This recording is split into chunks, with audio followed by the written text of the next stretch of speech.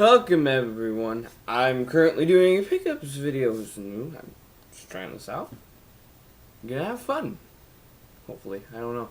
I got my first thing up here, and then I have 3 other things after that. And I'll go in order from oldest to newest, so without stalling, let's get started.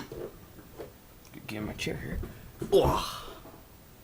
First thing, it was a Wii Game and 2 movies from VHS. The Wii Game kind of caught my eye because it's Dragon Quest Swords. I don't know anything about the Dragon Quest series, and when I thought of Wii, I thought, motion controls. But it actually is kind of a fun game, though there is no point of like controlling because you don't really have control. You just press forward to walk forward. You can't even like move. It's but it's still fun. I mean, I'd recommend it if you can find it for kind of cheap. It's like a time waster. But I really want to play one of the other Dragon Quest games that are more traditional to the series. But I don't have money, so well, there goes that. Then the 2 movies, which, well, before I get sidetracked, this was $4 at the Goodwill, and the VHSs are $1, and most otherwise marked. Like Disney ones are usually at $2, but I digress. The 2 movies were Austin Powers, The Spy Who Shagged Me, which I like that it's not on a sticker that's printed on there. I don't know why. But this movie, I don't know, I really like the Austin Powers series. I have the first one, I got it on VHS over a year ago. And I still need to get the 3rd one. I really want to just complete the VHS collection instead of just getting the DVD. Even though I have seen all 3, I'm going to have to watch them all in a row to figure out which one's my favorite. So which hopefully I can do when I have all 3 on VHS. Yay. And then I was really excited to see this one, because I really want to see it, is A Nightmare on Elm Street, digitally remastered. I don't know how they could do that as a VHS, but I don't know. I've always heard good things about this, and one of the jump scenes I did jump. But I would definitely recommend, if you can get this movie, or just watch it. It's also one of those ones that it's printed on there, so like that. And if you're gonna look up, I think in the movie poster, I always thought that was Johnny Depp, but then when I looked at it closer, it's actually the main girl. And then Freddy's face looks like weird. You're not going to be able to see it because I can see that this isn't focusing, but just look it up. Look it up. Go watch the movie. Do whatever. I don't know. And then the next Goodwill thing I got, let's just start off with the movie. It was a sealed copy of Goldeneye 007. Not sealed anymore. It's kind of looks like this. I don't know why they print the sticker like this, but I'm not MGM/UA. That's what it says on the side. But again, you won't be able to see it. I've actually yet to see this yet. I really want to watch it though. That's basically all I have to say. And then the 2 video games. The first one was half off. It was originally marked at $5, but it was $2.50 because it was the sale color. It's a Lego Star Wars, the video game on the PlayStation 2, which is complete. And same with Dragon Quest Swords. I'm not sure if I mentioned that, but I don't know. I always, if I see Lego games, I pick them up because they're always fun. It's not really a bad one. And for people that like to make profits when they do this, which if you're going to have money to buy video games, then you're probably going to need to sell some of the video games. And not just be like collecting stacks, same game. Screw it, it could be Jordan vs. Brown on NES, just stacks. I don't have that game.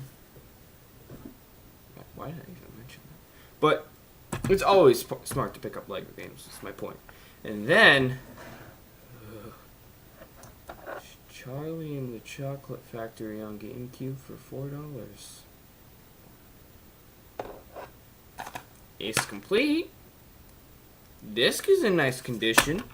Actually, both of the Lego game and the Charlie and the Chocolate Factory game both have like no scratches on them. And as I said, it was complete. It has the movie ticket. Good thing it expires in 2005. I can still see it. Oh. Anyways. Yeah, if you can get this game for less than $0, then I would recommend it. I always wanted to play it as a kid because I always had the Game Boy Advance game, and when I looked it up, it said this was way worse. And I'm like, I should probably try it. I regret my decision. But I regret a lot of decisions in life, so that's a common occurrence.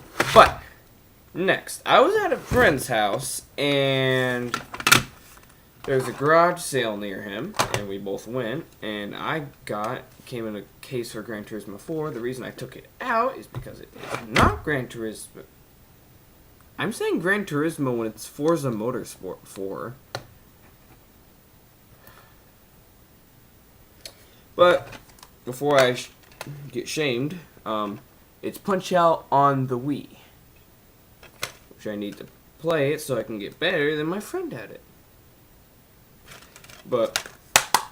And then I also got it with this little pocket game player. And if you turn it on, it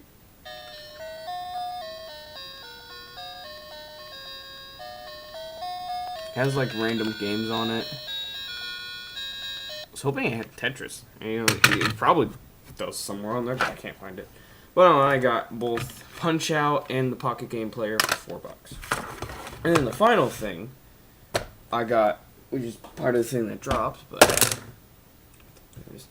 I got like a $10 gift card for Amazon and just instantly spend it without rhyme or reason. But I got 4 games with it. It was like $14, so I basically went $10 for the games, and then it was the $3.99 shipping for everything. I got 1080 snowboarding, which I just love 1080 Avalanche on the GameCube, and I'll instantly buy a Wii U, even though I still need to buy a Wii U. I have like 2 games for it. But I really like the 1080 Avalanche on the GameCube. I'd highly recommend it. I haven't played that much of this game, but what I played of it, I know I suck at it, so that's good. That was like $2.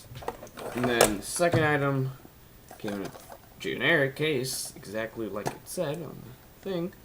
But it says Crash, or it doesn't say.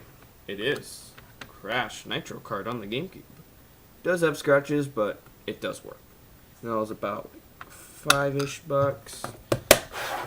And then I got Pac-Man Collection on the Game Boy Advance. Really happy to get this because I love my Game Boy Advance. And it has Pac-Man, Pac-Man Arrangement, Pac-Mania, and Pac-Attack. One puzzle game, a regular version of Pac-Man, which you can play on like the full screen, which is what I usually do, or you can have it scroll. Personally, I like to see the whole screen, but. And then there's also Pac-Man Arrangement, which is like a kind of a fast, kind of Pac-Man-ish game. Well, it's Pac-Man, but the maps are different and there's like different things that are introduced. It's kind of interesting, but I think it might be one of the only versions of it, so I want to get that. And then there's also Pac-Mania, which is the Legoland one where you can jump. And then the last game I got, which is to make it about $10, was the thing that dropped, Shrek the Third.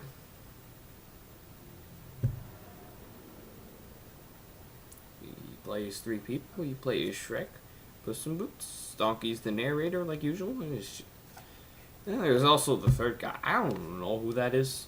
I haven't seen any Shrek movie besides the first one in like 5 years, so I would have no idea. But those are all my pickups. I currently have a couple packages coming in the mail and probably some other stuff coming up soon, so I'll see you then. This is new. Want to try it out? It's already fun. I have to use my mouse. Turn it off.